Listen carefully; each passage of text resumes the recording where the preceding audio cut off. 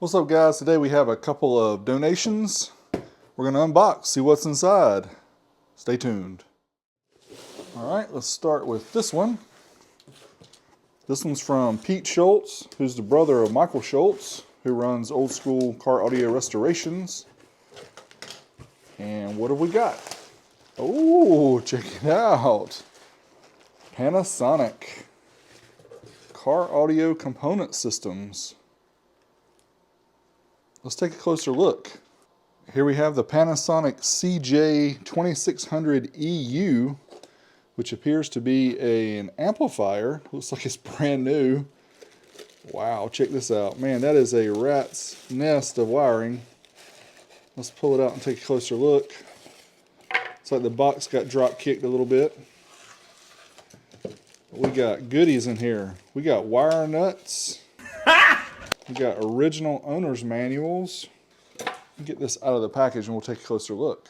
It always amazes me to find original owner's manuals for these old school things like this amp. I'm not really sure what year this is from. We'll have to get out the Blue Book guide and see if we can find it. We'll do that in just a minute. But here you can see, came with wire nuts. Crazy people.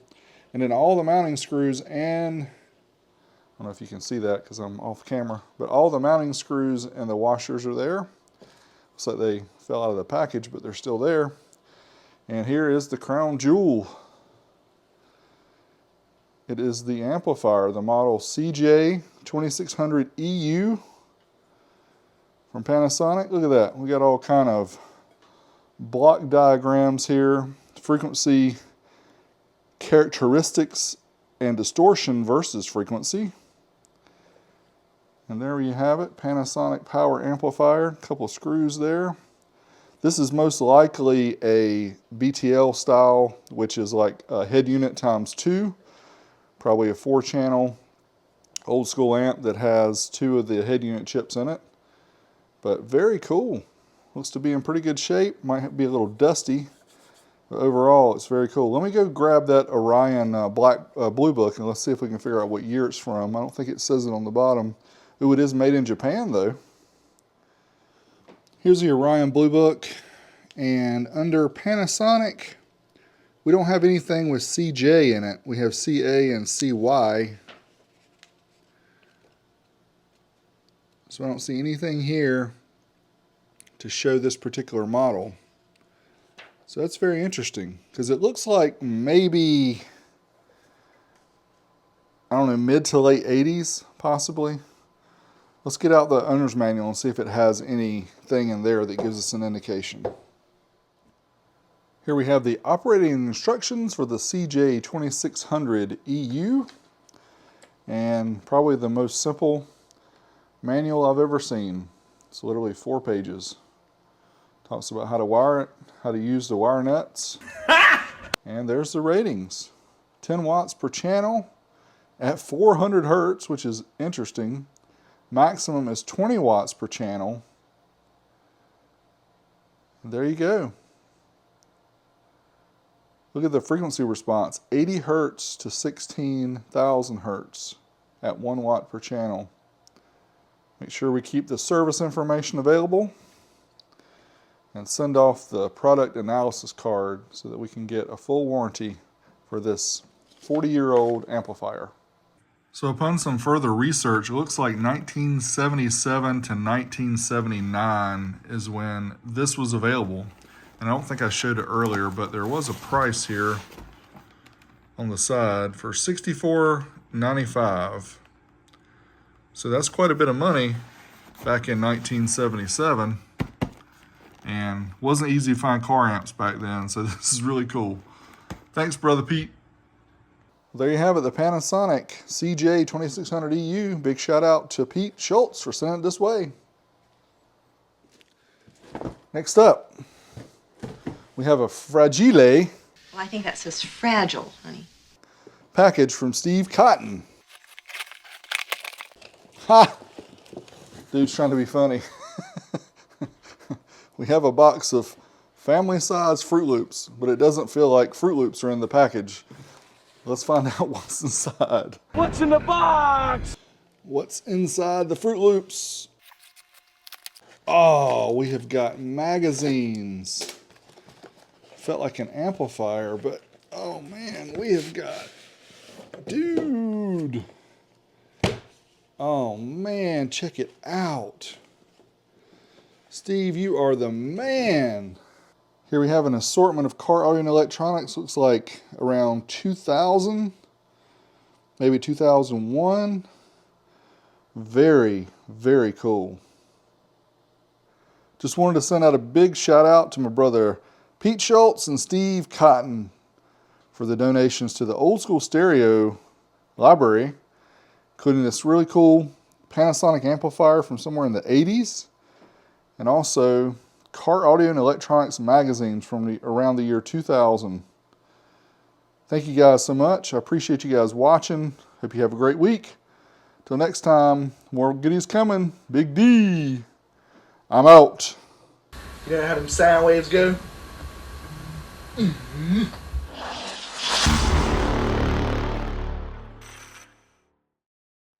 Big thanks again to Pete for sending off this really cool Panasonic car audio amplifier, probably from the 80s, and also Steve for sending me this full year of 2000 car audio and electronics magazines, including the directory, which is there, and there's 4 from 2001. So very awesome. What I'm going to do real quick is give you guys a quick hint of what you can see from 20 plus years ago. Yes, mini discs were big back then. So were ads of pretty women. Guess that's still popular now. And we got some cheesy amplifiers. We have the Kicker Squares from way back. What else? Oh yeah, Planet Audio. We have old school installs with monitors in the headrest. Oh yeah, you gotta have a VHS player in your car for sure.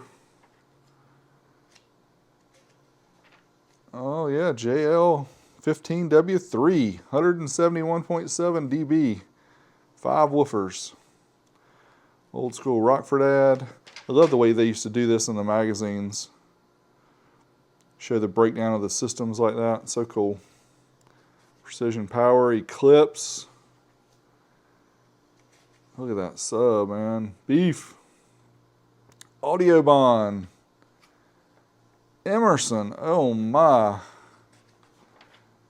just going to flip through this kind of quick. Another Audioban ad. Another Eclipse.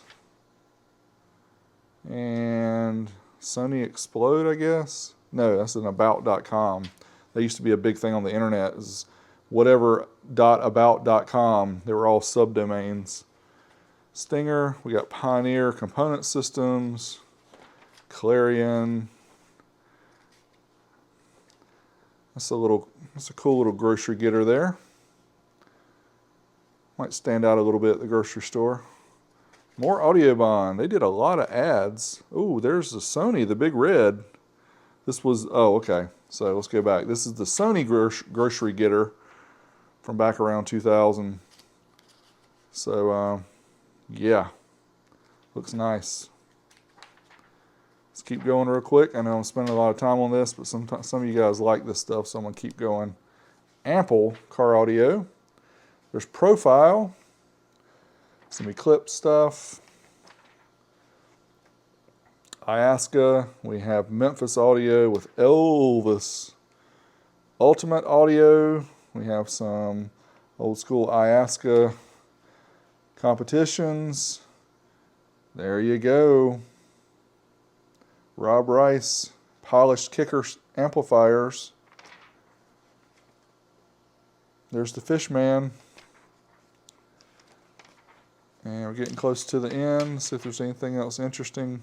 Oh yes, Format Fever, 2001, the Sony mini disc. Everybody wanted some mini disc back then. I never got a mini disc player back in the day. It was all CDs. Soundstream Tarantula. Stuff like this always trips me out. This digital audio brand, definitely like flea market style stuff, but it is so hard to find any of these that are in any kind of condition nowadays that's worth showing off. I would love to find something like that brand new in the box and show it off, but they're so hard to find because people just bashed them from back in the day. There's an old Lanzar ad. Little directory here at the back for the ads. And not much going on. Back here, translucent boombox, remote control. And this is an ad for Earthquake. And then Wow Punk is on the back before they went full China. Anyway, very cool. Appreciate it, Steve. You are the man.